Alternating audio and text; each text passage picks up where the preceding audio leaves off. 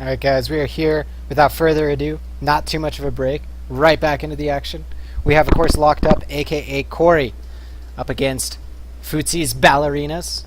I'm very excited for this match. Of course Nizcast is, and honestly, to kind of start this off, I think it's going to be a lot of what we've been seeing in the other really hyped up matches. Of course, you know, we saw a lot come out of Locked Up, but the team they're facing now, already in the finals, definitely strong players in all their own rights. I'm not exactly sure what Futzehs is playing in this role, but of course we'll have Shampoo on the mid lane, expecting big things out of him. 11 has been playing a monster off lane from what I've seen, and Scar, I believe, is the other support or carry, and Frush obviously taking up that other role. But I'm expecting big things out of them. But I gotta give a little bit of an edge right now to Locked Up, because after that win, you know their spirits are gonna be really high.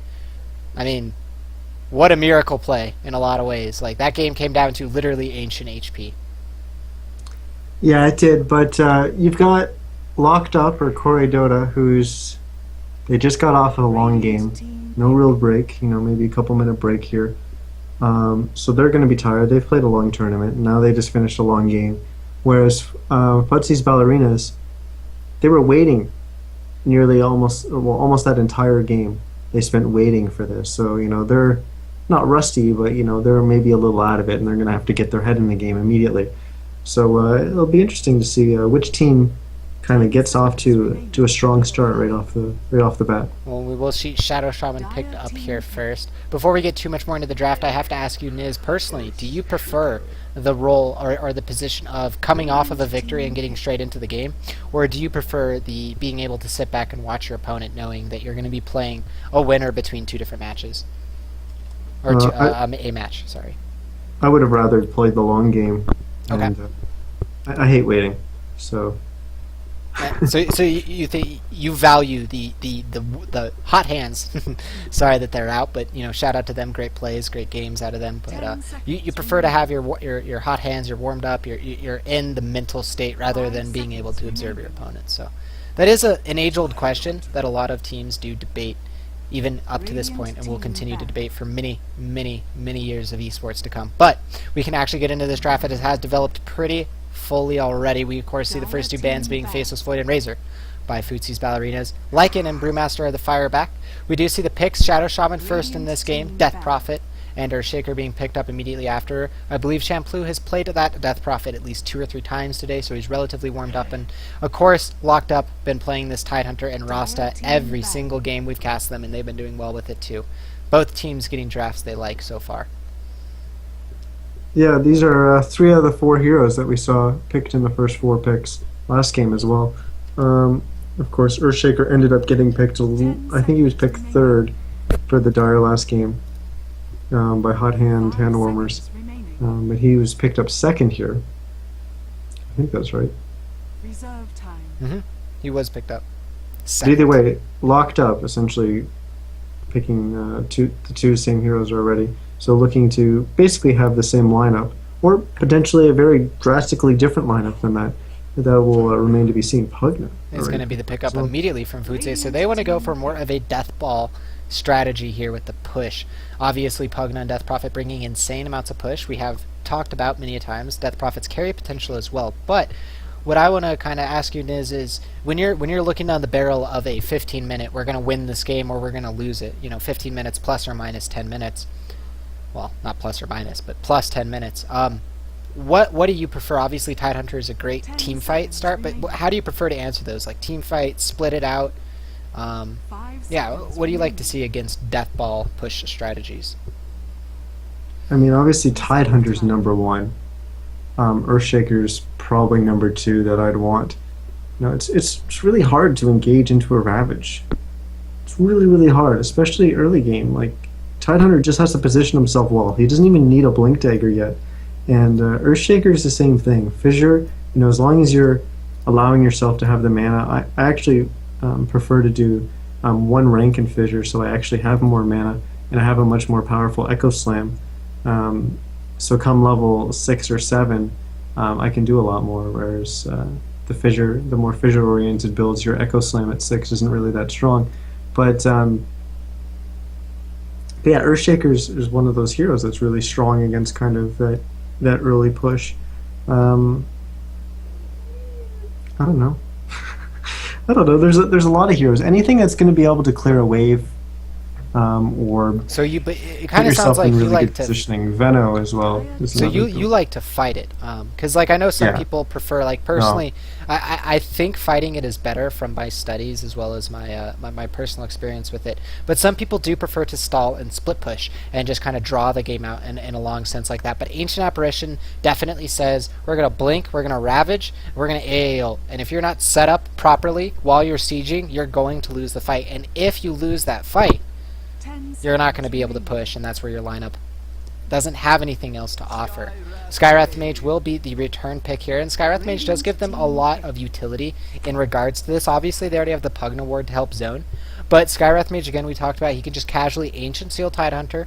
There is a decent amount of spill damage, so they can't guarantee not damaging the Tidehunter, but stalling that initial Blink Ravage could be enough for them to gunk up the initiation to turn the fight. Yeah, I definitely agree with that. Ancient Apparition is interesting because, especially when you're picking up the Chilling Touch on him, you want heroes that are going to be able to right click. And yeah, Shadow Shaman can do it, but he's typically not a hero who right clicks a lot. Well, Shackles is channeled, right? So he's not right clicking that much. And Tidehunter, yeah, he can go in there and hit people with his fish, or his anchor, I guess. A few times, but he's not really going to benefit from that as much. So I'm going to look to see what their final two picks here that will utilize that. And Juggernaut is not one, but we've seen them play this twice now in the tournament. Ratchop played it both times.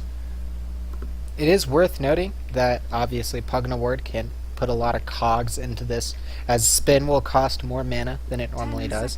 And also Pugna has the Decrepify, which will nullify most of Omni Slash, if not all of it on the target, if they properly isolate the target who is being Omni Slashed and get off that Ghost Scepter or Ethereal form onto him. Naga Siren will be the ban out last here by Futzehs Ballerinas. We'll see the last ban coming out here, but I mean, you know, Niz, you were talking about how you like to fight the Death Ball push. Would you like what Locked Up has to is bringing to the table? If you know, just right now, I guess in a vacuum, do you think they have the right tools to engage hard and clean up the push before anything happens? I see a lot of value in the Shadow Shaman. I see a lot of value in the Tide. I see a lot of value in the AA. I don't know if I see it in the Juggernaut. Because I'm actually a little bit in the opposite boat right now. Like, not that I don't see anything from the other three. I just like the Juggernaut. I don't know. I feel like he needs to get a good start. So if you can make sure that he gets a good start, then he's okay at doing that. I think if he doesn't have a really good start and he falls behind, like we saw happen before in a game earlier, I don't think that's going to happen because I don't think they're going to pick an Enigma and get 3v2'd. But I think he needs to be off to a really, really good start. I think spin has some limited uses in defending against strong push because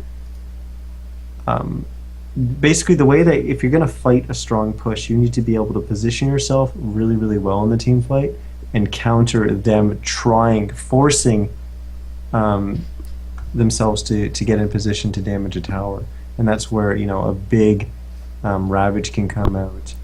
Even AA can do a lot of stuff. Shadow Shaman can position himself really well to use his control abilities to CC different people and just kind of further his positional strength. And I don't know if Juggernaut really does that. Yes, he can capitalize a little bit on what Shadow Shaman does, but I'm not sure if he is my go-to pick. Well, Klinks will be the final pick here out of Futzehs Ballerinas. Great roaming, great ganking, strong lane presence, and of course adds to the pushing potential as he can just devastate towers with that searing arrows.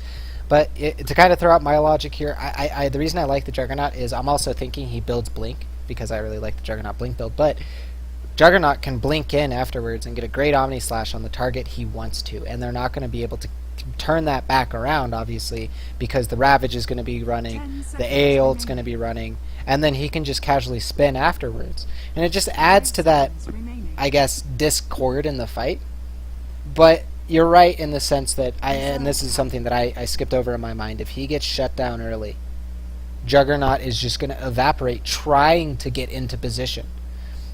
Unless the Tidehunter gets a perfect Ravage. And Kunkka is actually a really good follow-up to help your Ravage, because if you hit the huge Ravage and then you hit the huge boat while the AA ult's flying, and Juggernaut has what, 5 seconds, more like 5 seconds plus to run in and set up. That's all you need. Two things. Keep in mind they do have Pugna Decrepify to basically nullify a Juggernaut Omnislash, and Kunkka's incredible. I love this hero, and everyone knows I love this hero. But I think that's a really good hero that's really going to help them defend against any kind of pushing shenanigans. Not that they're necessarily going hardcore push. You know, they have a lot of potential with their lineup. I think Pugna definitely leads towards that. But they've got Boat, which synergizes really well with Ravage and really well with a lot of their stuff. And Kunkka can also set some stuff up with Shadow Shaman and all that. So I think he's got a lot of potential. And look to see MK do some good things with him in the middle lane. Well, before we get into this game, Niz, I want to ask you and put the gun to your head. If you had to decide which lineup you preferred or would rather be on the side of after the draft, which lineup do you give the edge to and why? I'm going to have to go with the Radiant side with Locked Up because they have Kunkka and they have the Watermelon. But yeah, I think overall they just have the better team. They can defend against any push shenanigans. They can still be quite aggressive in the middle game and really gank and kill you. It's a really gank-oriented lineup, but it doesn't have to just be that. They've got some longevity to bring them a little bit later into the game. However, I don't think you can go too late into the game because you're going up against a Death Prophet and a Clinks. It's really going to come down to how well 11 can play this Clinks and if he can get some pickoffs. If he can get some pickoffs and his team can roll and collect some towers on the back of it, then or even he just starts snowballing out of control and he becomes this force that Locked Up really has a tough time dealing with, then I think Futzehs Ballerinas is in a really, really good place. So, I mean, it's all on him. Well, no pressure, 11, but it's all on you. Well, and that's sometimes the role that you play when you play that playmaking offlane hero, and we'll see if he can make things happen. I assume Clinks will be the offlane. Maybe he will be carrying. But while this pause is going on, we'll go ahead and get into our introductions. We'll start with Locked Up because they have all their heroes locked up and ready to play. We have stand-in MK, the not really a stand-in, but definitely a strong player from last game, picking up that Kunkka. We'll see or assume he is middle lane or Chop. Again, picking up that Juggernaut for the third time tonight will be Carry, most likely. I Slam Dunk is going to be picking up that offlane Tidehunter as usual. Coray, the namesake of the team, once again picking up that Shadow Shaman, as we have seen 3 out of 3 games. And finally, that leaves Robot on a different hero in all of the games I've watched him today, but Ancient Apparition. Alright, on this dire side, Futzehs Ballerinas, we have Futzeh on the Skywrath Mage. We have Shampoo on the Death Prophet. We've got 11, who is AFK and apparently now disconnected, just restarting Dota 2 right now, playing the Clinks. We have Frush on the Earthshaker, or Frush, I think it's Frush, on the Earthshaker. And we have Scar playing the Pugna. Well, like I said, I'm very excited for this game. I'm looking for a lot of big plays to come out of many people here.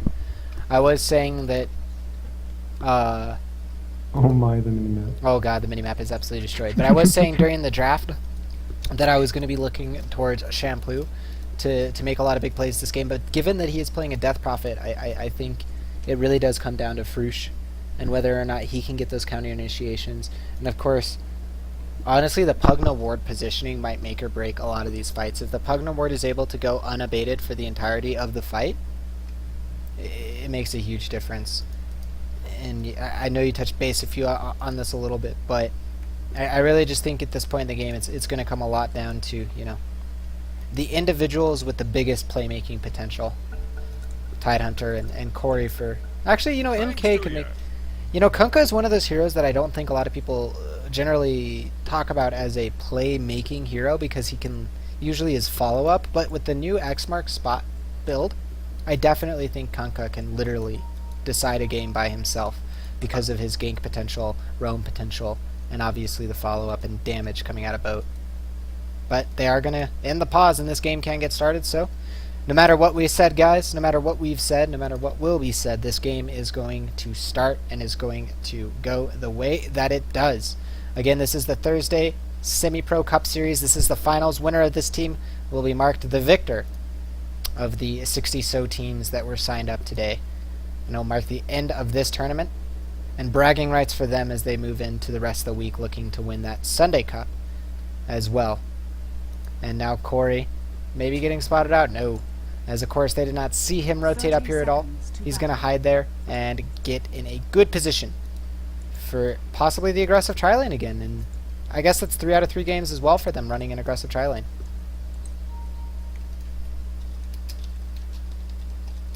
As they're locked up, has started with boots on Rasta and Tidehunter again, as we've seen done in the past. So look for Rasta to try and get a gank started. He is nowhere near this AA. He's just hiding up top. So this will be really interesting to see if they can catch out, Futzehs or Scar or something like that. Well, they are also putting their pieces or their chips a lot in this tri-lane. You touched base on how Rachop, if he gets behind, it's going to have a really hard time this game doing anything else and really, catching back up. So if Rachop gets ahead and gets the Pugna behind, big plus plus. But if it's the other way around, even bigger minus minus is Frush and Futzehs are off to the side here. They're not quite in vision now. They will go on Rachop as they do get the Fisher block zoning him out, which will allow them to turn on this fight. But they do not know that Coray is coming in from the flank, and now they're going to be able to turn around on Futzehs. They get the shackles as well as the right clicks. Of course, they throw down the Pugna blast, but it's not going to be enough to get the first blood. It goes to Coray. Earthshake gets a return kill onto Coray as Futzehs was the first blood target, and we have started this game off, guys. 1-1, another Fisher block. Great job from Frush as they will just start to do the right clicks on to the Ancient Apparition Robot down to 140 HP. Right clicks are going to be enough to finish him off, and that is a second kill. And honestly, off of the back of great Fisher blocks from the Earthshaker is all that really was. Yeah, that was a good play by him. Obviously, Ancient Apparition misstepped a little bit, given that he knew Earthshaker was off to the side there. But that whole engagement for First Blood was really, really awkward. It seemed like it was almost too late, the Shadow Shaman coming in. But I think that was just because they didn't expect Futzehs balls Futzehs ballerinas to initiate on Rajat there so early. Mm-hmm. I actually wonder if maybe they thought there was some kind of aggro tri-lane or something coming out of here, and they were dodging it or whatever. But yeah, it's a little weird because now they've got 11's going to have a good start in this bottom lane against the Tidehunter, and he's going to get everything he needs to do some work early.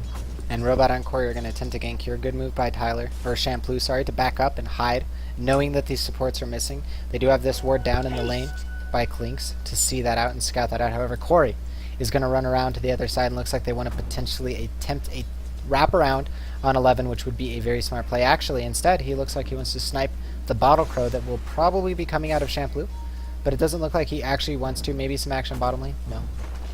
As it's just kind of a tense moment right here. I'm not sure if Shadow Shaman's going to even get the courier. No, it doesn't look like he's going to. He's going to reside to the fact that he won't end. Not even going to go for the wraparound either. Is just going to go ahead and run up that river with the haste. And they have also switched to a solo off lane Juggernaut from an aggressive tri lane during this time. Yeah, that's why I think maybe they were trying to dodge lanes or something, because they ended up with this Tide against Clinks, which is something that they don't want. Clinks is just going to dominate this lane. Well, the Tide actually seems to be holding his own, but I spoke about it when we saw the Axe versus Bloodseeker mid lane. About it's not necessarily about winning and dominating the lane; it's about getting everything that you need. So as long as Clinks is getting those that CS that he needs, then he's going to be in a good place. Mm-hmm. Same he needs to be coming out of the lane. Same thing. Of course, is definitely true for middle. Same for Tide, yeah. Well, and for middle. Yeah. It's definitely the same matchup. So it's really just going to be two lanes where there's going to be maximum amount of farm. I guess the big deciding factor is going to be top lane, and You know, Rachop is not doing too bad of a time, but honestly, that might be the biggest mistake that he's made all game. Ancient Seal is going to go up as the Fisher Block is there to prevent his escape. He does get the spin off as well, and now he's going to take quite a bit of right-click damage, enough to bring him down. Scar will get the last hit for that kill, and that will be the 3rd kill on the side of Futzehs Ballerinas, as it is a relatively one-sided game so far as the rotations. Experience and GoGraph saying the same thing, but Coray and Like are trying to make something different happen here as the DD is picked up by Shadow Shaman. He's in the tree. Shampoo does not know about this. He's in the middle of the Bottle Crow, does not have access to any of his bottle charges. However, his positioning tells me that they are aware of this rotation, and they're immediately going to apply pressure top, knowing that none of the heroes are there, and they're potentially ganking Shampoo right now. Well, that AA coming in and auto-attacking and then leaving the lane may cause Shampoo to move up here.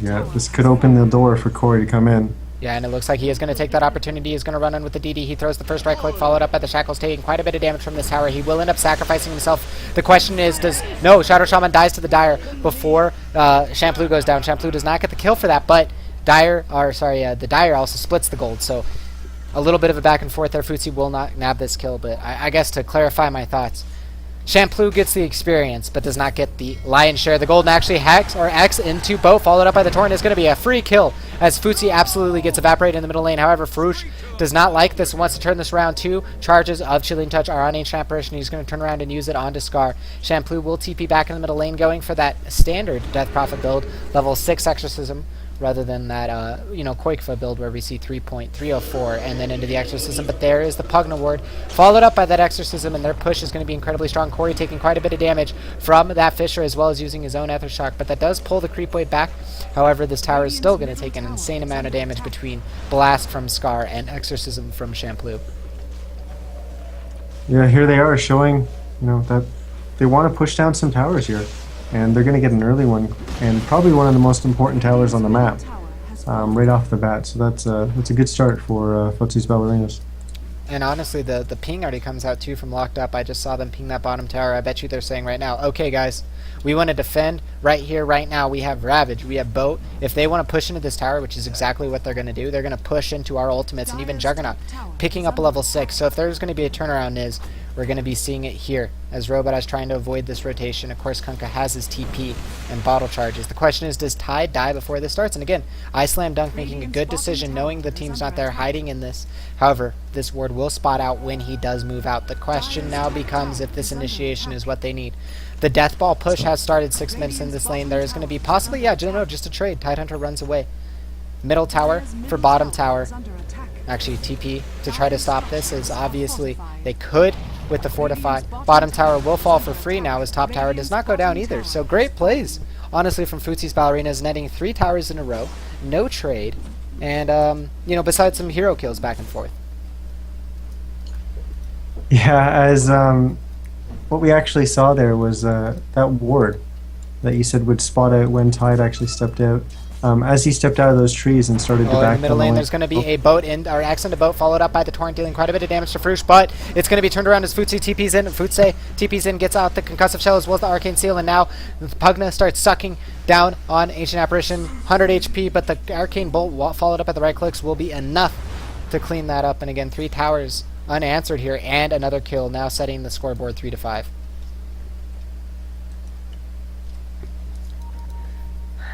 Yeah, I don't know what to say about that, but what I was talking about bottom was as the Tidehunter stepped out and as he was retreating from the bottom lane, that allowed Futzehs Ballerinas to actually know that there was going to be no defense for that bottom tower. It allowed them to respond to the middle push, because there was obviously going to be a trade in time to defend that tower. So that's why there wasn't a trade in the end, because they were given enough time to respond by TPing mid, but still collect the bottom tower because it had already been abandoned. The Fortify definitely helping with that situation as well. Of course, Radiant not having access to their Fortify at the time, not able to make the same play. But would it have made enough difference for Radiant to get a tower? Maybe top, probably not middle, as we do see Scar going to go ahead and pressure out this lane again. And now I guess becomes the deciding moment for Futzehs Ballerinas. What is their goal with their push lineup, their death ball that they've drafted? Do they want to get the action started now Do they want to go ham and continue to apply pressure, or are they going to back up and kind of sit on this farm for a little while? And it looks like they're going to choose the pressure option, as all 5 of them are setting up into the bottom lane. It looks like they're just going to go straight for Roche instead. Of course, Shampoo going to pop that Exorcism. Scar already taking quite a bit of damage. She's going to switch tanks with Shampoo to maximize the amount of damage here. Good D-ward actually coming out of Futzehs here. Not sure how he knew that ward was there, but definitely very well played. Actually, that was just him placing a ward here and here, minimizing, or basically eliminating. Oh, look at that Fisher block. Screw what I'm talking about before. Great play here by Frush, actually using the Fisher block to hold back Roshan. Top tower will be traded during this time, so definitely something to put on the side of locked up. But the Roshan probably making a bigger difference here, as Scar is... One thing about Pugna, he's all cooldown dependent, but they're short cooldowns, relatively speaking, when you think about an Aegis. 35 seconds on Netherward is his longest cooldown. And I think what you do now is you make a move for the bottom tower and get some wards up. And you take over this Radiant jungle and say, you know what? If you're going to farm anywhere, you're going to be farming top. Everywhere else between mid and bottom is not going to feel safe at all. And then you just need to take over that whole space. And by doing so, they'll be able to take that bottom tier 2 tower, and hopefully they'll be able to get a kind of rotation that will allow them to get the middle tier 2 as well. They are just going to go ahead and back up, allow Shampoo to push out this top lane. The rest of them will be farming up in the jungle. Frush and the Skywrath Mage, of course, going to share in that experience. The Scar is taking this big camp by himself, getting him another 1,000 gold. I assume we'll be seeing a... Oh, actually, the Sentry Ward. Though, it is worth noting that 11 did see that Sentry Ward because of course, the Sentry Ward from Robot, and now they should have vision of this rotation. No, because they don't have any wards up, so they don't know the Robot has this invis, to my knowledge. And it looks like Red Bull's going to, or 11 is going to run right back in, potentially to his death. We'll see if they are able to capitalize here, as he will be seen exactly right now. Do they turn around and go for it again? It looks like the Orchid, as well as the right clicks, are going to be there on Retrop, but the turnaround. 11 getting picked off here. Shadow Shaman Coray, namesake of the team, of course, cleaning up that kill. So we do see the scoreboard now go 4-5, and MK wants to turn around onto Shampoo here. The boat's thrown out, as well as the Torrent dealing quite a bit of damage. The Anchor Smash is, or not the Anchor Smash, sorry, the Tidebringer is there as well. Shampoo is going to try to turn this, as his teammate Futzehs is in the position, but it looks like the kill will happen, as MK could just turn around and get the... No! So close. Very close to being able to get that kill with the Tidebringer, but great rotations from the supports coming out of Futzehs Ballerinas, protecting their Death Prophet middle there, down to literally 20 HP. Now, Locked Up's actually doing a really good job of pressuring on different parts of the map here. They're going to be pressuring bottom tower now, even though there was all that shenanigans going on top and they lost their Kunkka. They realized there was a rotation up there and they were already... Red Bulls, well, sorry, 11 in the middle lane, going to get the Orchid, as well as the right clicks on Ancient Apparition. Free kill. It's exactly the roaming potential that I was talking about in the draft. And go ahead, Nis. That was just AA trying to get a 6, because the 6 is very, very vital on AA, especially in this game. And unfortunately, 11 was there to pick him off, as now 11 is hunting potentially Retchop as well. Sure looks like he will be able to isolate him. No, they are between him and his base, however. So if 11 does get this... Oh, 11 is going to turn around now. Ran right by him again. Looks like they're just going to be juking back and forth past each other. This Death Pact is getting low on time. There's about 2 seconds left, and it doesn't... Sorry, 5 seconds left. Doesn't look like he's going to choose to use the rest of that Death Pact timer to get that kill. We'll go ahead and reset here, and honestly, 3 towers were taken incredibly quick by Futzehs Ballerinas, but they haven't taken a single tower yet since that Aegis, or before that Aegis, after the T1s. And the stalling time is really what Locked Up needs to get their teamfight ultimates on cooldown, like you're talking about with AA. They also don't have wards yet either, although Shadow Shaman is halfway to his level 5, whereas Ancient Apparition is just about to hit 5. Obviously, both ultimates is going to be huge for them, but I really feel that the AA ultimate is going to be game-changing once he gets that online. But looks like Futzehs Ballerina is not letting up at all. They've got 4 heroes bottom to press this bottom tier 2, but 11's up at the top lane on the Clinks, looking to pressure there too. Well, we'll see if they want to initiate. Probably get that tier 2 as well. Ward is down, as well as Exorcism, and the Arcane Bolt, the Fisher, the Crypt Swarm, might be enough to pick up MK here, as the Yules does throw. Tidehunter into the air will prevent him from getting a decently timed Ravage. Netherward, of course, doing its job, zoning them out, making them think twice about this initiation. Meanwhile, Klink's going to go ahead and nab this top tower using that Orchid on the Juggernaut to prevent him from Omni Slashing, and he should be He shouldn't use his Omni Slash here. He doesn't. He just uses his healing ward and backs up. And of course, offensive warding coming out again from Futzehs Balls is they're going to smoke up and meet up. Or no, they're just going to immediately turn around, time it out, just a few seconds, and they're going to push right back up into this lane, as that was drawn out on the map, and they're going to rotate back towards around middle. It looks like they want to try to get a flank here. Shampoo coming up from behind. Smoke isn't blown yet. Now it is. They are going to be in range of the Tidehunter. Does throw out the silence, and now the right clicks are coming, but a Kraken Shell does pop that immediately. 3-man Aethershock dealing quite a bit of damage, and they're often engaging in a weird spot. NK onto the side is going to get the Torrent and X-Mart. Now the Ravage. It's on multiple. Scar getting really low, and yeah, the Tidehunter's really low, but Shampoo running back in, taking quite a bit of damage. Will fall. 3 down on the sides. Now the Aegis is going to pop at the War Trap. Not quite there. Scar does get away. However, the X marks the spot plus the boat is going to be enough to secure that kill as he does get pulled back in. The Fisher does help disengage that, but Scar taking a lot of damage, and there's the Omni Slash plus the AA ult, and that's 3 heroes down, technically 4 if you count the Aegis kill. And if there was the fight that was needed from Locked Up, there it was. Yeah, I think actually that smoke might have been seen by the Radiant Creep Wave as it was pushing up. It was definitely very, very close, and it was whether or not anyone was actually looking there to have seen it. But the whole rotation I thought was maybe a little bit questionable. Trying to come in behind there, it was kind of risky. And then once the fissure came out and everything, it just ended up getting even more awkward. And Echo Slam obviously was never it was used either. Yeah, obviously it was the wrong decision because they ended up losing 3 heroes in the Aegis. But yeah, so they have to clean up stuff like that. Well, they're not They want to keep pushing. Yeah, and they're not going to waste any time. They are going to just start pushing right now, as they do have 4 heroes in the middle lane. Of course, 11's been farming up in that top lane this entire time. It's kind of like their insurance policy. We do see the Concussive Shot go out, as well as the Exorcism and the Nether Blast, dealing quite a bit of damage to this Tier 2 tower. I wouldn't be surprised to just see the Radiant concede it here, as of course they do not have access to Ravage, although maybe they will go in as they do get the Aethershock, and now immediately the Rasta just gets blown up. Scar taking a lot of damage, and now the X marks the spot Torrent, but now Echo Slam hits on 1 or 2, but not enough, as the Orchid does go off onto Kunkka. All 5 heroes are here. They do throw out the Concussive Shot. However, he is in the air during this and now gets the spin-off. Most of their spells getting missed there. However, they do have the Exorcism still, and the Nether Ward coming up in a few seconds. Blast is going to get thrown down tower, with Searing Arrows taking quite a bit, but now Exorcism ends. And the slow siege is going to begin as those arrows and that Nether Blast continues to come out. But good decision making coming out of Futzehs Ballerinas, as they will back up here, knowing that if one wrong move and they lose another team fight like that, that could just be the end of their Deathball push. BKB going to be coming out from Tyler, or Samplu just in a second here. We see Ags for Pugna getting built into. Earn and Arc Boots for the Skywrath Mage. 11, of course, building into that BKB after Orchid. And finally, Frush just having his Blink Dagger. For the Radiant, we have Tidehunter getting closer and closer to his Blink Dagger, only sitting on a mech right now. Blink and Arc on Shadow Shaman. We saw him die in the last fight with that Blink Dagger. Crit on the Kunkka, as well as just Phase Boots and Drums and Phase on the Juggernaut, and maybe they want to try to turn something here. And actually in the bottom, towards the bottom of this, we do see 11 getting a pick off on the Rasta in the background. Will they continue to pursue here for Rachop and MK? It doesn't look like it.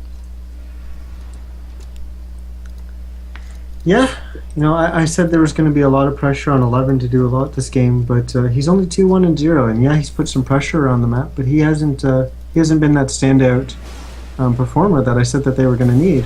But it looks like they're not struggling because of it. Great X marks the spot play there. Although he could have baited out a little bit more than Concussive Shot if there was mistakes coming out of Futzehs Ballerina. I like to see little cheeky plays like that. Definitely helpful right now. And oh my god, the warding coming out of Futzehs Ballerinas is absolutely devastating for your map control. It's a little aggressive, just a little bit. Yeah, but the one thing about this kind of warding is if they start to get behind, now this ward will get dewarded as it was in the vision of that tower. Well, not in the vision of the tower, but getting placed, the hero was in the vision of the tower. If they start to get behind right now, and Rachop pushing out with this smoke gank around him, what I want to say is these wards don't mean anything. But maybe Skywrath getting picked out here as Futzi is able to blow that smoke. Concussive Shot from the side will give Kunkka confirmation that there was obviously a hero there, and he'll know that he was off to the right-hand side. Also over there is going to be 11 in the jungle. We do see Frush over in the same area, and of course Scar, as Shampoo is pushing out that bottom lane, trying to get closer and closer to that BKB. Roshan is going to be spawning in about 2 minutes. A decently long spawn, but not too long, as Locked Up wants to push middle lane. They're going to drop wards, maybe? Yes, they do, as now with the reinitiation, Echo Slam immediately burns him apart, but the Skywrath Mage is going to die as well. Now Frush taking way too much damage will get cleaned up, and in the background, the dust actually goes on to 11, as the X marks the spot, hits now the boat, and now you're going to see the Torrent follow up, and 11 should just evaporate here as 3 kills for 2. Oh, is he going to get away? No, Gush. Gush from I, Slam, Dunk, and honestly, that's what I was kind of talking about. Those wards are great and all, but those wards didn't really do much for their positioning in that fight, and great play from all of them, and maybe another reinitiate as Scar does use the, can't think right now, ethereal form onto the Kunkka. Blast comes out as well as Silence and Yules from Death Prophet, but nothing going to finish up finish off that kill, as it is now 10-11. Sorry guys, the long cast is starting to get to me, but I'm too hyped for this game to let that affect me.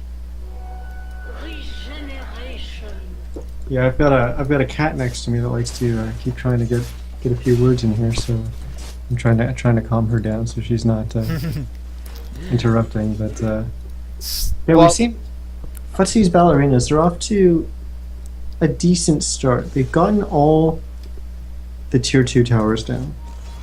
Now it's a matter of pushing uphill. The problem is anytime you get in a team fight and you don't win it very one-sidedly, you're losing.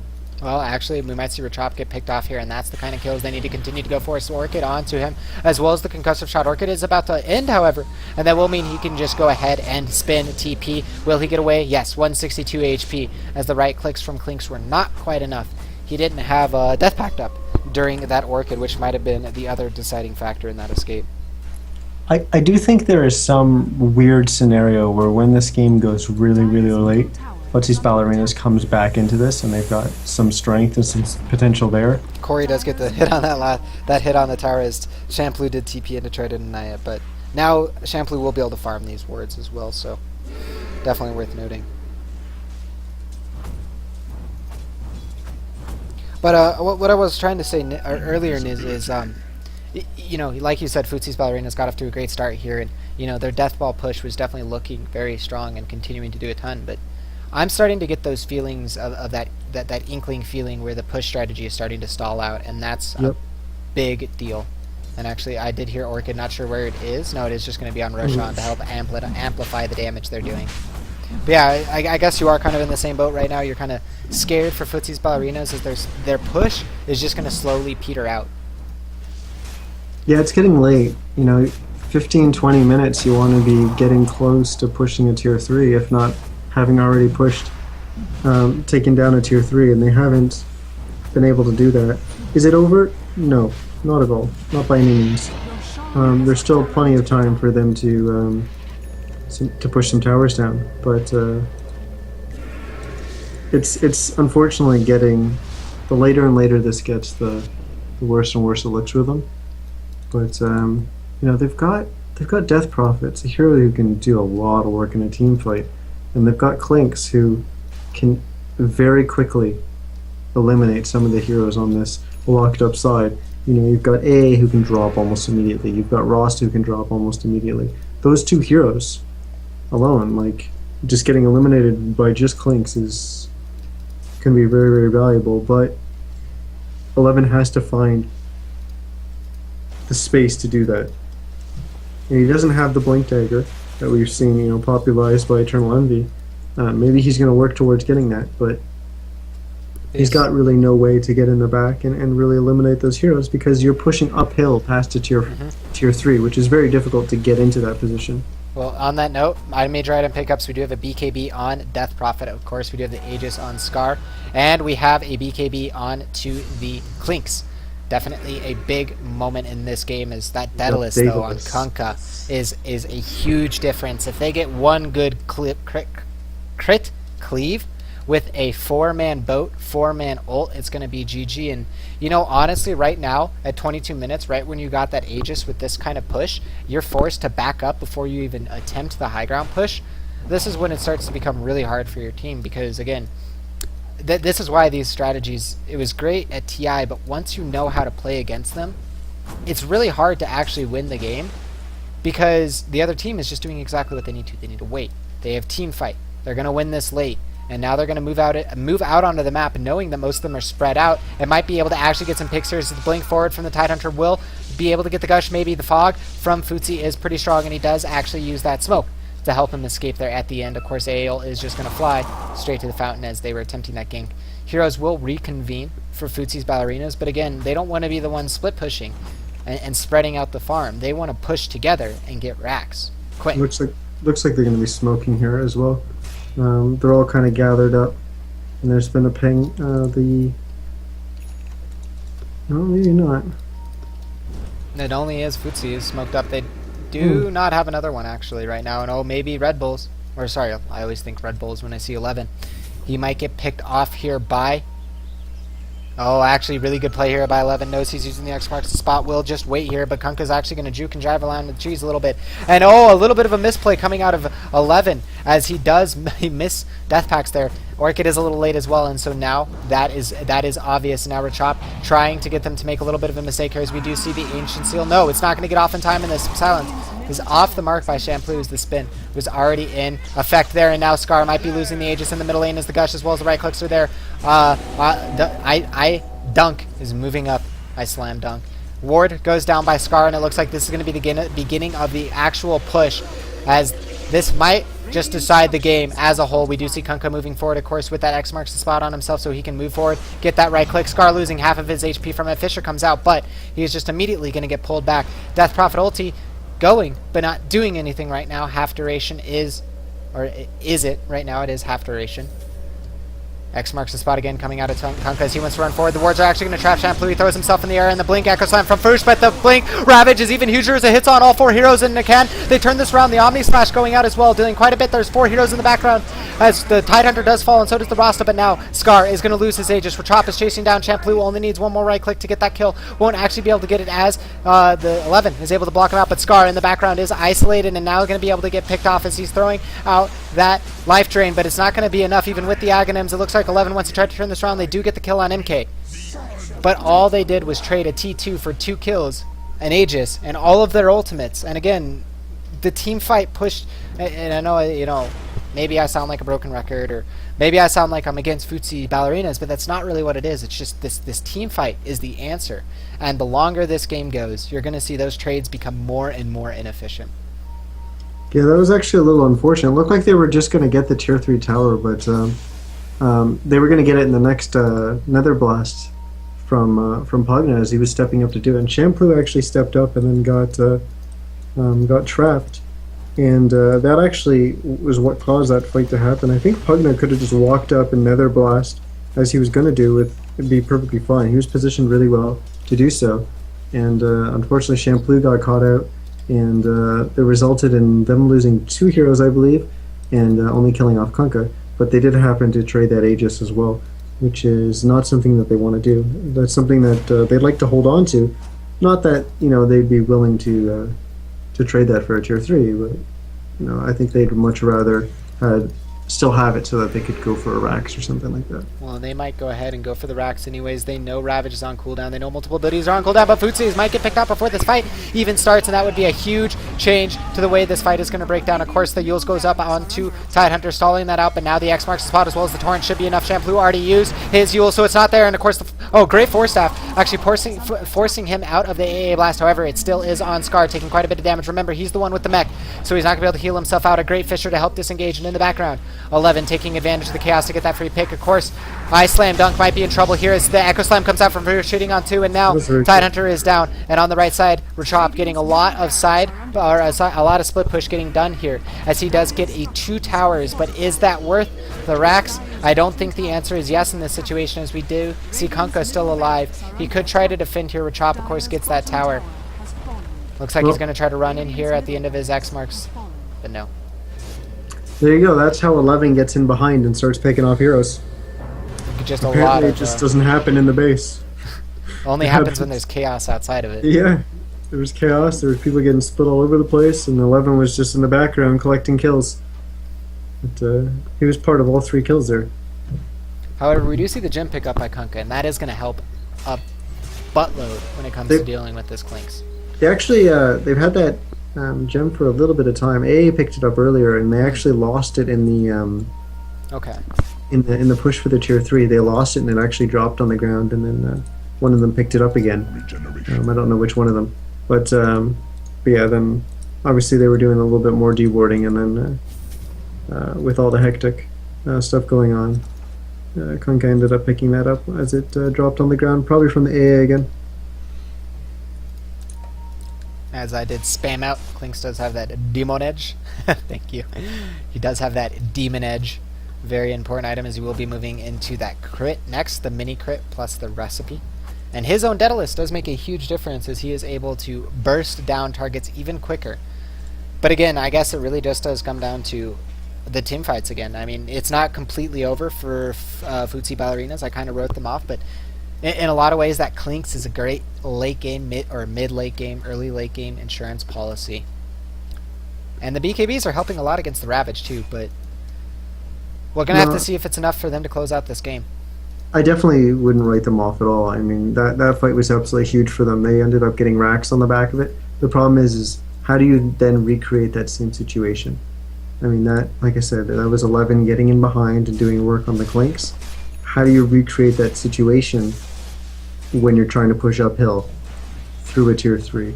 Right. Yeah, I guess with the middle lane open, there's more opportunities for Klinks to come in behind, but it's much harder to create that same situation. Well, looks like Red 11 wants to potentially go for the pick on MK here, as actually the entire team of MK is relatively nearby. They do have that gem on Kunkka. Oh, Gem is on Tide. It's swapped hands, so now Red 11 is going to get caught out. They have the AA blast coming through, but now BKB popped by 11 as he wants to turn and burst down Coray. He will fall. However, there is that Omni Slash, which will clean him up, and that was a good trade support for Core.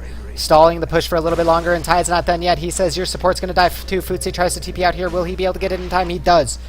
But they do have vision of Shampoo and Frush. Will they continue to pursue? The answer is no, as they go ahead and collect themselves and back up. But again, support for Core is definitely what you want when you're technically behind. That was a really good job by Futzehs to TP there. He says, you know what, if you want to kill me, you're going to have to use a Ravage for support. And if you use that Ravage, as soon as I'm up, we're going to push because you don't have Ravage. So it was really smart of him to TP, knowing that Ravage was the only way that they could disable him. And obviously, you know, Tide made the right decision, knowing that Ravage wasn't the smart play there. And Futzehs lived because of it. So really smart play from both players. Yep, and Rush is going to get taken again because of that, honestly, part of that TP, and also the fact that they don't really have much vision of this. The only vision they do have is this. However, if we go to their vision themselves, we can see it doesn't really give too much of the rotation. However, seeing Frush kind of standing there might give it away, but Roshan is already down.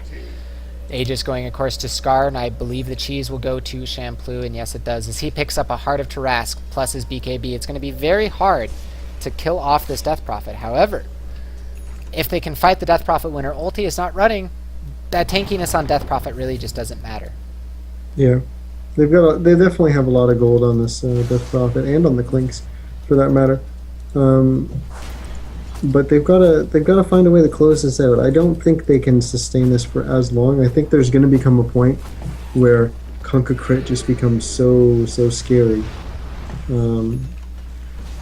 And the only time where I think you come back in this game is really late. But well, maybe in the middle lane we might actually see, our top lane, sorry, we might see Klinks get caught off again, but again, a great turnaround by him, getting a kill on that support. We see the crit come out from Kunkka, but not doing enough now. The crit, Daedalus full up on Klinks, doing a ton of damage each time he crits. And now the entire team for Futzehs Ballerina is going to go ahead and group up in this top lane. Creep wave already decently pushed out, however, Rachop in the bottom lane with that Desolator, making that next Omni Slash a big deal. Middle lane will get cleaned up during this, so that will give them a chance to hold their base only from one angle instead of two. Look at Rachop in the bottom lane. Yeah, he's already at the racks. He might actually just... I don't think he should go for the trade. He definitely should come back. It's just a question of if he forces anyone from the Dire side back. Dire's bottom tower is under attack. He does have the dust, so he's going to get a lot of damage in on that tower, and he does force out the glyph. A ult will come flying through as the concussive shot does hit on MK. He's going to get Nether Blast as well thrown up into the air, and it misses. However, now they get the Mystic Flare doing quite a bit of damage, but he's getting healed up from the mech. Does go down in the end. Will buy back immediately. 11 in the background is taking quite a bit of damage. Shampoo running forward with that ultimate. Juggernaut has already destroyed the tower, and it looks like it's been a trade for a T3 for nothing so far, as Shampoo has that BKB. The TP back is there from Frush, but Frush might just get soloed up by Juggernaut anyways, as there also is the access to that Omni Slash. It doesn't look like he's going to use it.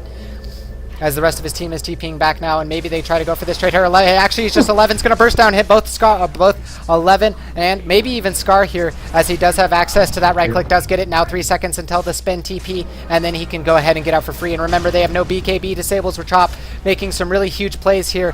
Will it be enough for him to get out? He's going to run away and now pop the TP. The right clicks might not be there. Does he get out? No. Barely cleaned up in the end by Earthshaker. However, Frush might be at risk of going down from this AA blast. Doesn't look like it, as he... Yeah, he'd have to drop down to 140 HP. But Niz, what do you make of that? I mean, it seems pretty obvious that it was locked up favored. Yeah, absolutely. Rodshop just in that bottom lane positioned himself really well, so he was at the enemy base with his creep wave to get some damage in. And so, you know what? Once the engagement is completely solid and it's fully, the team fight is fully started, then I'll come back. But if that doesn't happen, I have no reason to come back, and I'm just going to keep punishing you by swinging away at this tier 3 tower. And the engagement by Futzehs Ballerinas, maybe it just felt really rushed.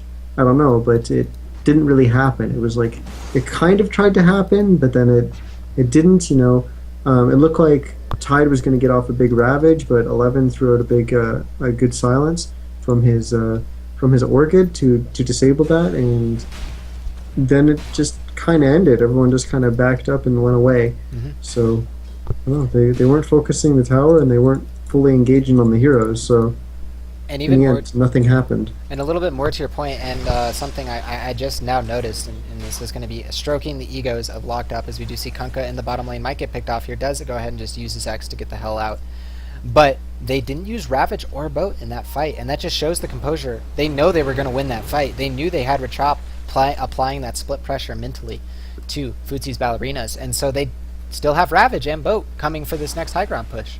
Well, the thing is, nothing happened. Like, there was an exorcism pop. Oh, That's what happened. Shot. This might actually be a turnaround as the Ravage is there. Hits on two. Futzehs and Scar immediately taken out as the BKB is popped by Scar as well. Shampoo, but Shampoo taking a ton of damage from that Desolator. Right clicks her and say, note, you cannot get Ghost Scepter while you are BKB, but now Scar's BKB ends and he's going to be using that on himself. He's sucking away the damage, and the Yule Scepter from Shampoo is very well timed, but meanwhile in the top lane, 11 is doing his job and split pushing. Rachop getting chased down by, or chases down Shampoo and barely gets out, or barely dies at the end. Shampoo getting out with barely any inch play, but 11 is going to go down for his split push, and I think he got a tower, and yeah, he got a tower in the range racks, but I don't know what to say about that fight. That was very good execution from Futzehs Ballerina. I guess. Yeah, the Ravage maybe a little forced. Yeah, it was. But it looked like it was actually going well. Unfortunately, Ratchop was so close to killing off Shampoo. He got one more slash after the Yules ended, and then got an auto attack off, and Shampoo was actually one hit from dead. And then Ratchop just, he could see the light at the end of the tunnel and just kept chasing, and unfortunately that light at the end of the tunnel was his death. Train, as the proverbial saying goes. In middle lane, actually, Rachop might get picked off here as the Fisher does block him out. The Echo Slime is used as well, so now the Echo Slime is going to be on CD.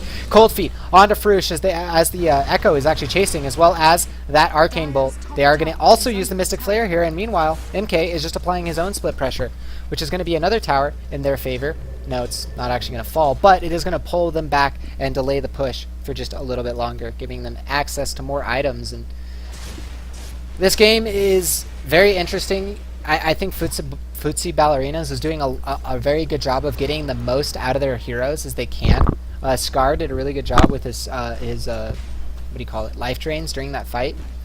But again, I think that point's getting closer and closer. It's now usually about 22 minutes past the point in time where you want to have won the game, or really be, basically put the nail in the coffin. Maybe 25 minutes, so 12 minutes past it. And Juggernaut actually outcarries Klinks, in my opinion, primarily because he has that crit built in, and Klinks does not. Klinks only has a 60 physical damage amp, and he's also an invisible hero, which means that, if you have a gym, you can jump on him. There are other ways to work with it, but Juggernaut can just kind of be a man, especially once he gets that evasion, and no one besides Klinks is going to be building for a MKB. And it is worth also noting that evasion dodges Death Prophet's ultimate, if I'm not mistaken, because those spirits technically do physical attacks when they swing through. Yeah, I'm actually not too sure about I that. could be wrong about that, but I'm pretty sure. Pretty sure. But I know obviously armor works, but I don't know if you can actually evade them. But I want to step back a bit, and when I was speaking about it earlier about when you asked me which team I'd rather be on, and I was saying locked up because you have all these heroes that are just really good at positioning themselves well and saying, you know what, come at us, force yourself onto our tower, and we'll be able to, um, you know, we'll be able to defend just because we're going to be in a really good position. We can play around the fact that we've got Ravage, we've got these big ultimates. That's just going to make it very, very difficult for you to engage. And when they first tried to push top, that's what happened. Just it was so hard to engage and get a complete engage that everyone just had to back up. On bottom, however, when Tide jumped in, they're already starting that. So I think maybe that was a little hasty for Tide to jump in there, and it created this whole fight. And like you said, it was well played by Futzehs Ballerinas because they were able to come out of that fight relatively even, maybe even slightly ahead, while their Clinks was on the other side of the map. Well, it looks like a Pushing smoke up down is tier going to come threes out of and Corey's team. Main tracks. Maybe. I don't know. Do they have a smoke on their sports? They do actually on Corey, so it looks like that is the intention here. However, during this time, Roshan is being taken. Exorcism has been used. Fisher is there as well again to do that cheeky zone out tactics. And it looks like the Roshan will fall here as they do smoke up to pick off 11. And honestly, losing Roshan is a big deal. But if they can get a pick here on 11, it's a bigger deal right now. As 11 is actually, not knowing it at all, going to avoid the smoking very casually, very effectively. As they do go up, locked up that is, into the dire side jungle to hunt for that good old Clinks. But he is nowhere to be seen. He is in the middle lane right now as the rest of his team is towards the bottom side of the map. Yeah, they were hoping someone was going to come top and try to push out the lanes. Unfortunately, they were at Roche. They might actually be able to wait here and get a jump, as the rest of the heroes are going to be running over here again. Shampoo has that cheese. They might just wait for Shampoo to come across here, and that's maybe what they're looking like to do. Shampoo might run into his death here, and this would be a huge play, but no. Maybe some Star Sense, maybe some Red Bull actually just gets immediately jumped on and will be Omni Slash to death, and that's a great pick. Stalling that push for another 86 seconds, making that Aegis a little bit less effective. However, during this time, bottom tower does get pushed in, taking some damage, but Juggernaut will be easily able to clean that up, prevent further damage. Yeah, that was just really, really unfortunate. Looked like Shampoo was going to walk up, and then he obviously had his sixth sense was tingling there, and he had to back up. And unfortunately, 11 just kind of walked up all in Viz, and he walked up to an entire locked up team that was sitting there with a gem, and it was an easy kill for them. Well, let's go ahead and check on our items while we do have this lull in the action. Golden experience graph very far in favor of Futzehs Ballerinas. There's actually, if Coray wins this game, they've actually they've won the last two games with major deficits going into the end portions of this game. So it's a small, interesting thing to note, but let's go ahead and check on those items. Not keep that a further ado. We have double blink dagger, of course. Triple now on the side with MK having his own. Looks like Robot is going straight into that Aghanims, no surprise there. But on Futzehs Ballerinas, we see a lot bigger items coming up right now. Of course, we have the Yules, Plate Mail, and probably an AC coming up on Shampoo, BKB, and Daedalus, as well as, I assume, a MJ. Maybe the Shivas will go on Shampoo. Yes, it is going to be the Shivas, as Shampoo does pack that up, which means 11 will be picking up an AC. Aghanims on Farouche, as well as Blink, Force Staff, Ghost Scepter, and then, of course, Necro level 1, BKB, Ags, and Mech on Scar. Damn, this is a big Earthshaker. Yeah. He's got a lot of items. Well, look at his KDA, too. Holy hell, he's been playing an absolutely amazing game. Yeah. Definitely one of the big stories for his team, I think. His Fishers have literally been changing, the change-out layout of the fight, and that's great, because that's what that hero is supposed to do, but I think he's just been doing it to another level. And actually, we might see a pick-off here as 11 is nearby, does have that BKB. However, MK does not, and now the Orchid is going to come. The right clicks are going out, and the one crit might be enough. The second crit is definitely going to guarantee it, as it does clean up that kill, and now MK is down for a relatively long time. However, he has buyback. The question is now, does this push in the game, or is Locked Up going to turn this game back around and win on the edge edge of their seats as they do smoke up to try to get this fight, and it looks like they were aware of that. Pings are going to come out. Shampoo's going to pop that ulti. Rachop is going to just run in, and he gets Ravage does hit on multiple, but the Omni Slash gets cancelled out by a great timing on that. Ghost after AAL blast hits on multiple as the Life Drain is coming out. Boat does fly through as well, but that ward just doing a ton of damage, and it is worth noting that 11 has got onto that top racks in the meantime. Blink forward as well as the crit coming out of Kunkka, not doing too much though, as they're going to just continue to kite this round as 11 is doing more and more damage, and in the background, the blink in from Frush as well as the Echo Slam is going to clean them up, and that's 4 heroes down, buyback from a Chop. But I don't think it's enough as Tidehunter is going to get cleaned up, and honestly, as they, towards the end of the game, no, 3 buybacks, they're not done yet. Tidehunter is going to try to turn this around. Rachop as well, but Tidehunter gets cleaned up. 11 just chasing them back as now their racks is getting taken in the bottom lane. They've lost top racks during this. 11's going to man up to the end. Rachop does get the kill. But is that enough for Locked Up? As GG well played is called. Rachop says we're done. GG well played. Honestly, great game. And again, Futzehs Ballerinas didn't think they could end it or win it as the game continued to go on, but they did a great job of continuing to continue the experience in gold lead. Yeah, you know, they were quite a bit ahead in the gold lead, and I think the gold lead matters, but it doesn't matter as much in a game like this when pushing is really important for one team. But I mean, obviously, you know, they were able to still finish the game out 44 minutes in. I was a little worried that maybe they were going to struggle to win a team fight, but you know, they got the kill on Kunkka. Kunkka had to buy back. He was a little late joining the fight. When he actually came into the fight, he was kind of all over the place on what he was trying to do. He backed up, and then he went to throw his boat, and then he moved back in, and he didn't throw. The boat didn't go off, so he had to back up, throw the boat again, and all this time he wasn't really doing anything. And then he stepped up, and he was about to swing at something, and then it turned into a bad situation. He had to back up, so he hadn't even gotten the potential for a crit cleave off. So unfortunately, like it just ended up him not really contributing till quite a bit into that team fight, and his team ended up losing. Not saying it's all on him, but that definitely would have contributed. But congratulations to Futzehs Ballerinas. They played a pretty good game. They only made a few small mistakes, but they walked away with a win. Yeah, and you know, go ahead and flame the internet. Called Futzehs Ballerina not going to be able to finish this game at the time they did.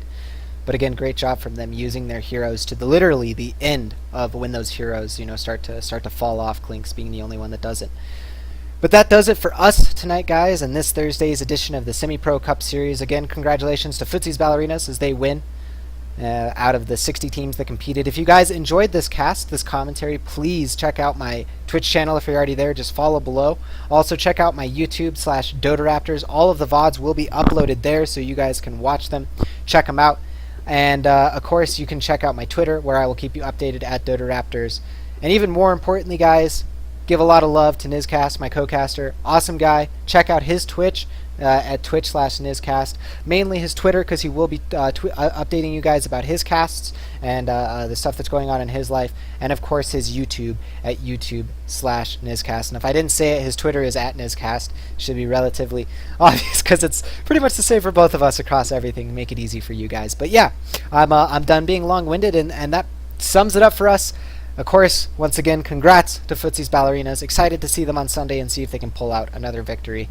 But until then, guys, you can check out the VODs, but we will see you at Sunday at 5 o'clock Eastern Time with the start of the Sunday Semi-Pro Cup Series. But again, that does it for us, guys. Good night.